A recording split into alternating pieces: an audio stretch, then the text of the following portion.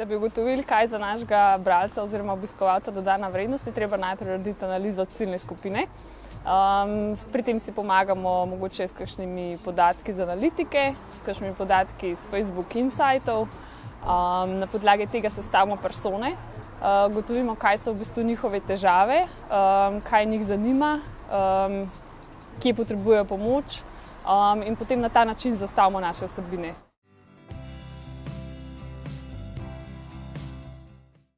Ker ljudje se bojo na vsebine odzivali in ko boste enkrat prišli z promocijsko vsebino ven, bojo tudi to vsebino videli. Če bo pa situacija obratna, pa parkrat tiste vaše promocijske vsebine ne bojo pogledali, potem ko boste pa dejansko objavili eno kvalitetno vsebino, nekaj poučnega, zabavnega, pa tista vaša objava sploh ne bo imela dovolj dosega.